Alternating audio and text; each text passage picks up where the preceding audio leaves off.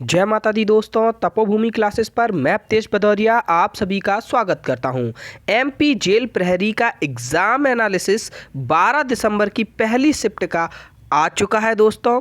और आज हमारे पास जीएस के एग्जैक्ट 15 प्रश्न हैं।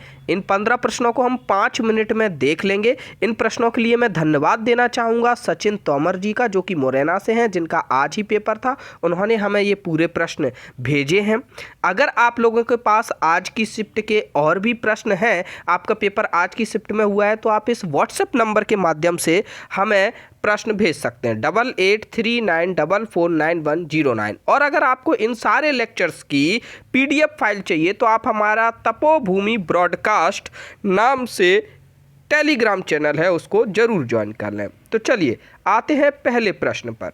पहला प्रश्न है, संध्या अग्रवाल का संबंध किस खेल से है? तो दोस्तों ये बहुत ही महत्वपूर्ण है और एमपी के एग्जाम में बहुत बार पूछा गया है। संध्या अग्रवाल बहुत बड़ी वुमेन क्रिकेटर है हमारे देश की। ये हमारी इंडिया वुमेन टीम की कैप्टन भी रह चुकी है। ये एकमात्र मध्य प्रदेश की ऐसी खिलाड़ी हैं जिनको विक्रम और अर्जुन दोनों अवार्ड मिल रखे हैं। ठीक है, ये क्रिकेट से संबंधित है। दूसरा प्रश्न है, माता टीला बांध, और ये इंदौर की रहने वाली हैं। ठीक है, माता टीला बांध किस नदी पर स्थित है? माता टीला बांध ललितपुर जिले में है, जो कि बेतवा नदी पर स्थित है।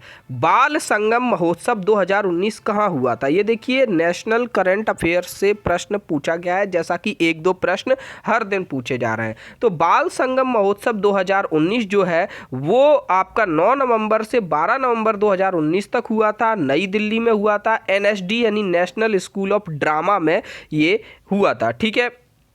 चौथा प्रश्न है, मौर्योत्तर काल में सैनिकों को क्या कहा जाता है? कल पूछा गया था कि मौर्य काल में आपका मौर्य काल से संबंधित एक प्रश्न था कि मौर्य काल में बाजार को क्या कहा जाता है। आज पूछ दिया गया है मौर्योत्तर काल में सैनिकों को क्या कहा जाता है। तो ये मुझे नेट पे मिला नहीं। अगर आप लोगों को इसका आंसर पता है तो कमेंट सेक्शन में जरूर बताइएगा। बढ़ते हैं हम नेक्स्ट क्वेश्चन पे। पांचवा प्रश्न है कि हाल ही में मध्य प्रदेश ने अपना कौन सा स्थापना दिवस मनाया है? यानी कि हाल ही में, यानी कि अपना यही 2020 में, यानी 1 नवंबर 2020 को मध्य प्रदेश का कौन सा स्थापना दिवस था? हमको पता है कि मध्य प्रदेश की स्थापना 1 नवंबर 1956 को हुई थी। ठीक है, तो वहाँ से आप देखोगे तो ये 65वां स्थापना दिवस हुआ। अगला प्रश्न था, मेरठ आंदोलन कब शुरू हुआ? देखिए, मेरठ आंदोलन वही है, 1857 की क्रांति की जो शुरुआत हुई वो मेरठ से हुई थी। और मेरठ में 10 मई को शुरुआत हो गई थी। मंगल पांडे जी द्वारा जो शुरुआत की गई थी उसी को हम मेरठ आंदोलन कहते हैं। वो पूरे मेरठ शहर में छा गया था। ठीक है। सातवां प्रश्न है, player of the year award 2018 Asian hockey federation द्वारा जो दिया गया है वो किसको दिया गया है?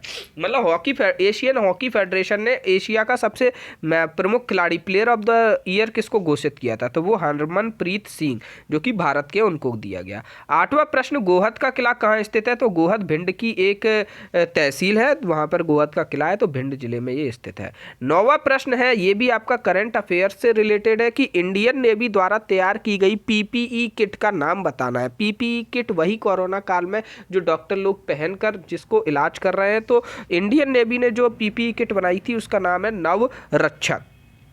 बढ़ते हैं 10वें प्रश्न पर। 10वां प्रश्न कुछ ऐसे पूछा गया था कि निम्न में से कौन सी योजना मध्य प्रदेश सरकार द्वारा कोरोना काल में नहीं चलाई गई? तो कोरोना काल में काफ़ी योजनाएं चलाई जा रही हैं, जैसे लोगों को राशन प्रदान करना है, ठीक है, और भी अन्य सुविधाएं उनसे रिलेटेड, तो उनके नाम डले होंगे और एक ऐसी योजना होगी जिसका कोरोना काल से कोई संबंध नहीं होगा, तो उस पर हमको आंसर लगाना था।